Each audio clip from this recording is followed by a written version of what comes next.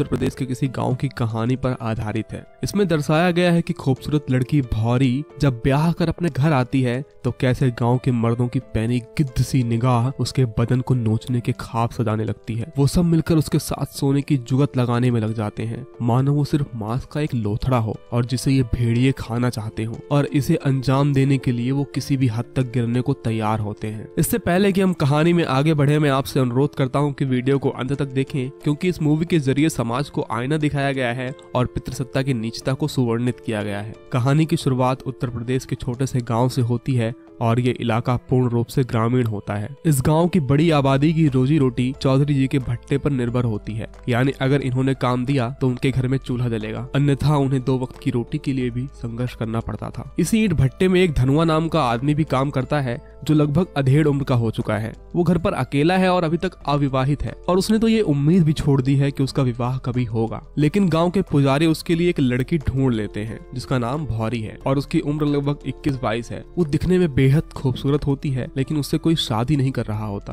क्योंकि वो लोग उसे मनहूस मानते हैं। दरअसल इससे पहले भी उसकी शादी 3 बार लग चुकी है, लेकिन वो सफल नहीं हो पाई। एक दूल्हा तो बीच मंडप पे ही हार्ट अटैक से मर गया, और वहीं दूसरा रिश्ता लगने के बाद शादी तक भी जिंदा नहीं रह पाया, और तीसरा तो शादी वाले दिन ही घोड़ी से गिरकर मर गया। अब ये सभी चीजें इत्तेफाक भी हो सकती हैं, लेकिन गांव के लोग अनएजुकेटेड होने के कारण इस सब का दोषी भौरी को मानते हैं। और क्योंकि धनुआ के माँ बाप नहीं थे, इसलिए पुजारी और चौधरी ने मिलकर उसकी शादी भौरी से करवा दी। धनुआ की शादी में आए 5 लोग अहम हैं, जो इस कहानी के मुख्य पात्र भी हैं। नंबर 1 पर है चौधरी जी, जो गांव के लोगों को रोजगार देता है और गांव के अधिकतर मजदूर उन्हीं के भट्टे में काम करते हैं। दूसरा इस भट्टे का मैनेजर सुरेन, जो चौधरी जी के भट्टे का काम संभालता है और मजदूरों को परेशान करना, उनकी दिहाड़ी काटना इसका रोज का शौक बन चुका है। तीसरा इस गांव का पंडित है, जो धर्म का चोला पहनकर सारे अधर्मी वाले काम करता है, जिसकी खुद की नीयत तो अशुद्ध है और दूसरों को शुद्धि के पाठ पढ़ाता है। और गांव का लाला भी शोषण करने में किसी से कम नहीं है। सर्फ एक्सेल के एड में जितने दाग उस बच्चे ने अपने कपड़े पर लगाए थे, उससे 10 गुना दाग ये भाई साहब अपने चरित्र पर लेकर जी रहे हैं। क्या बढ़िया था गुरु।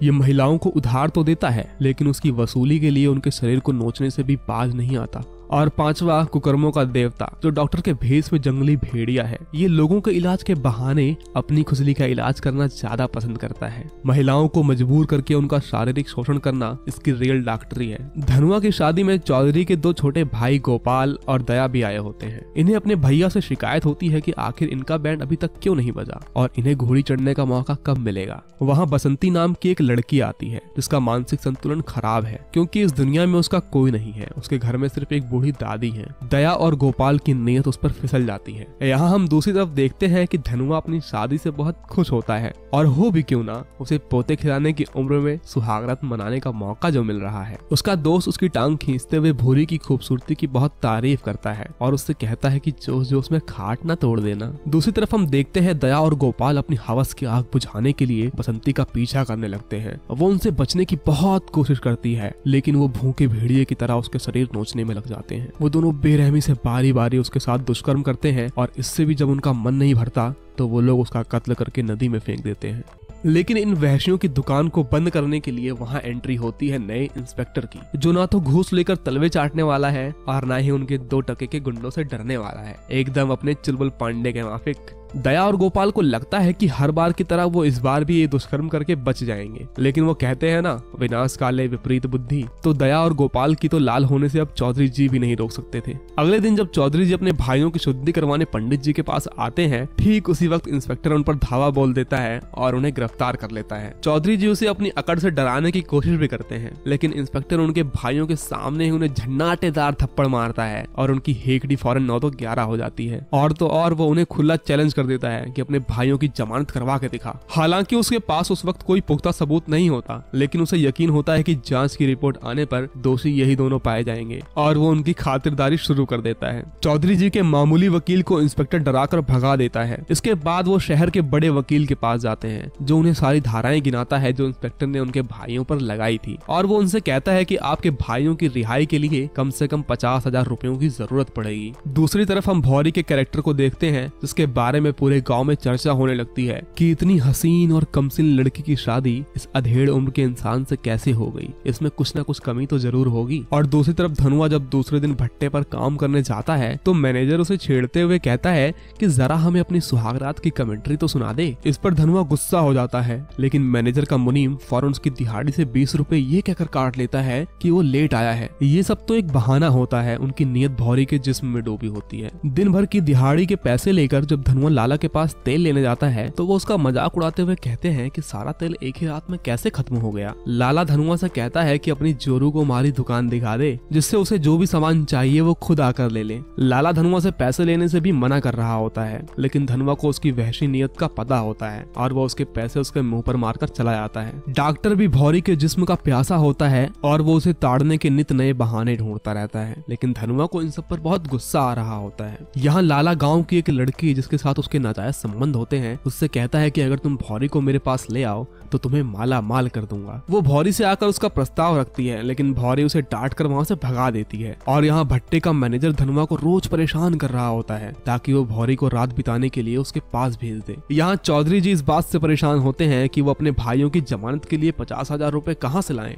तभी पंडित उसे आइडिया देते हुए कहता है कि अगर हम मजदूरों की दिहाड़ी से रोज 30 रुपए काटें तो एक महीने में पैसों का जुगाड़ हो जाएगा। वो मजदूरों में इस बात का ऐलान करते हैं, जिससे वो लोग उनका विरोध करने की कोशिश भी करते हैं, लेकिन वहाँ रोजगार का कोई और जरिया नहीं होता और सुरेन उनसे कह देता है कि जिसे काम करना है करे और जिसे नहीं करना वो जा सकता है। ये सुनते ही बाकी के मजदूर फिर से अपने काम पर लग जाते हैं। धनुआ उनसे बहस करता है, जिस पर सुरेन उसे साफ कह देता है कि अब काम पर तभी आना जब रात में भौरी मेरे पास आएगी। ये सुनकर धनुआ को बेहद गुस्सा आता है, लेकिन वो मजबूर होता है क्योंकि इन दबंगों के आगे उसकी एक न चलती, इसलिए वो चुपचाप घर आ जाता है। यहाँ धनुआ के एक दोस्त के बेटे की तबीयत बेहद खराब होने लगती है, इसलिए भौरी भी उसकी जोरू के साथ डॉक्टर के क्लिनिक में जाती है, जहाँ वो भौरी के साथ बदतमीजी से बात कर रहा होता है और वो उनसे कहता है कि इसका इलाज करने के लिए महंगी वाली दवाई देनी होगी। दूसरे दिन जब भौरी उनके घर जाती है तो वो देखती है कि उसका बच्चा बाहर खाट पर बीमार पड़ा है और उसके घर से अजीब सी आवाज आ रही होती है। अंदर झांक कर वो देखती है कि डॉक्टर उसका शारीरिक शोषण कर रहा होता है और उसे मजबूर करके उसके जिस्म से खेल रहा होता है। भौरी जब अपने घर आकर ये बातें धनुआ को बताती है तो वो उससे कहता है कि उसने तो अपनी माँ होने का फर्ज निभाया है। वो उसे सच बताता है कि सुरेन ने उसे तब तक के लिए नौकरी से निकाल दिया है जब तक कि वो भौरी को उसके साथ सोने नहीं भेजता। भौरी कह देती है कि भले ही मुझे कम में गुजारा करना पड़े या एक वक्त भूखा ही सोना पड़े, लेकिन मैं ये सब नहीं करूंगी क्योंकि मैंने शादी तुमसे की है, उन दरिंदों से नहीं।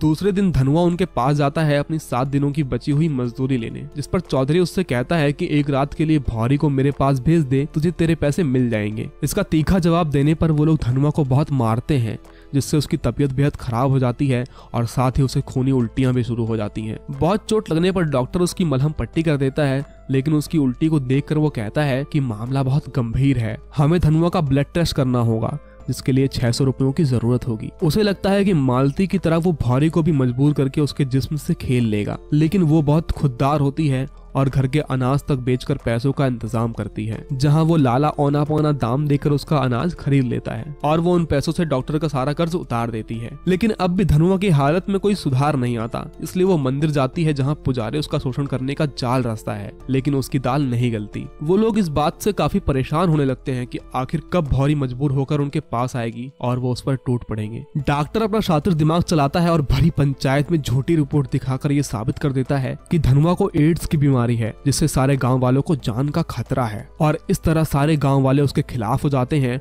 और उन्हें अपना घर भी छोड़कर गांव के बाहर नया घर बनाकर रहना पड़ता है। भौरी अपना घर चलाने के लिए मजदूरी करने का फैसला करती है, लेकिन भट्टे पर वो लोग गिद्ध की तरह उसे ताड़ रहे होते हैं और उसे तंग करने के रोज नए पैंतरे अपनाते हैं। एक दिन उनके भट्टे में बम्बई से एक लड़का मजदूरों पर डॉक्यूमेंट्री बनाने आता है, जो मजदूरों पर हो रहे अत्याचार को अपने डॉक्यूमेंट्री में दिखा रहा होता है। वो लड़का भौरी की काकी के पास ही खाना खाता है और उन्हें इसके बदले पैसे और किराया देता है। वो शहर से आया हुआ लड़का जवान था और उसकी देखरेख करते करते भौरी के मन में भी उसके लिए चाहत बढ़ जाती है। उसका काम खत्म हो चुका होता है और दूसरी सुबह वो गांव से जाने ही वाला होता है, लेकिन जैसे ही वो भौरी के घर से खाना खाकर निकलने लगता है, वहाँ बहुत तेज बारिश होने लगती है और उसके पैर में भी चोट लगी होती है। इसलिए धनुआ भौरी से कहता है कि वो उसे कुछ दूर तक छोड़ आए, लेकिन इसी बीच रास्ते में उसका पैर फिसल जाता है और वो उस लड़के के ऊपर गिर जाती है। इसके बाद वो दोनों वहीं प्यार करने लगते हैं और भौरी भरी बरसात में अपनी सारी ख्वाहिशें पूरी करने लगती है। लेकिन उन्हें इस तरह लिपटते हुए चौधरी का एक आदमी देख लेता है और वो लोग इस बात से तिलमिला उठते हैं कि भौरी ने उनके बजाय उस शहरी लौंडे को चुन लिया और दूसरी सुबह वो लोग उस लड़के को बुरी तरह मार कर वहाँ से भगा देते हैं। वो लोग भौरी पर पंचायत तक बैठा देते हैं कि उसने गाँव की नाक कटवा दी है और इस घटना के बाद धनुआ भी भौरी का साथ छोड़ देता है और अकेले गाँव से बाहर रहने लगता है और इस तरह गाँव में भौरी अकेले रह जाती है और उसे कोई काम भी नहीं दे रहा होता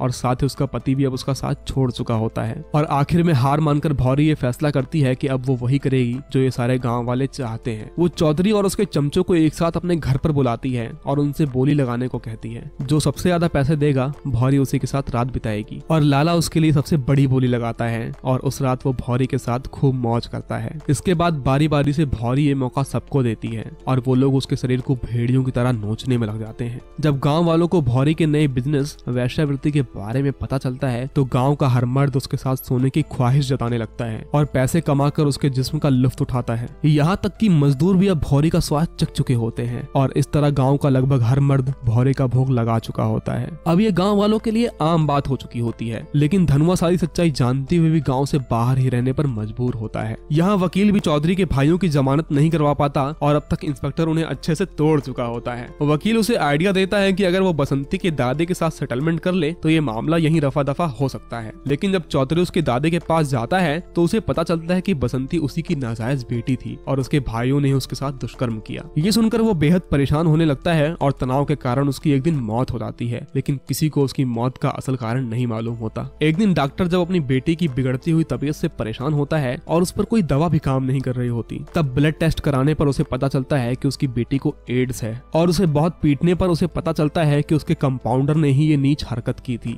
वो मन्नू की कुटाई करके पूछता है कि वो और किस किस के साथ सोया है। तब मन्नू उसे बताता है कि उसके जिस्मानी ताल्लुक भौरी के साथ भी थे, यानी उसे ये बीमारी भौरी से मिली है। और भौरी का नाम सुनकर डॉक्टर के पैरों तले जमीन खिसक जाती है क्योंकि उसने भी उसके साथ खूब मजे किए हुए थे और इस तरह सारे गाँव में एड्स की बीमारी फैल जाती है। यानी हर वो शख्स जिसने भौरी के जिस्म को नोचा था अब उन सबको एड्स हो चुका था और धीरे धीरे गाँव में मौतों की संख्या बढ़ने लगती है। जब ये बात मीडिया में जाती है तो सबका ब्लड टेस्ट करवाया जाता है और वहाँ ज्यादातर लोग HIV पॉजिटिव पाए जाते हैं। गांव वालों को लगता है कि इस बीमारी का कारण धनुआ है, उसी से ये बीमारी फैली है। ये सुनकर गांव वाले धनुआ के खून के प्यासे हो जाते हैं और उसे मारने जा रहे होते हैं। तभी इंस्पेक्टर उसे बचा लेता है और जब धनुआ का ब्लड टेस्ट करवाया जाता है तो गाँव वालों को पता चलता है कि धनुआ ही है जिसे ये बीमारी नहीं है। और गाँव वालों को पता चलता है कि डॉक्टर ने उस वक्त धनुआ की फर्जी रिपोर्ट दिखाई थी। असल में ये बीमारी भौरी को धनुआ से नहीं बल्कि उस शहरी लौंडे से होती है। जब गाँव वालों को डॉक्टर और उसके साथियों की हकीकत मालूम होती है तो वो उसे मारने टूट पड़ते हैं, लेकिन इंस्पेक्टर उन्हें रोकने के लिए हवाई फायर करता है जिसकी आवाज सुनकर भौरी को लगता है कि धनुआ को गोली मार दी गई है। और यहाँ साथी पुलिसकर्मी के कहने पर इंस्पेक्टर उन दरिंदों को गाँव वालों के हवाले कर देता है और गाँव वाले उन वैश्यों को मार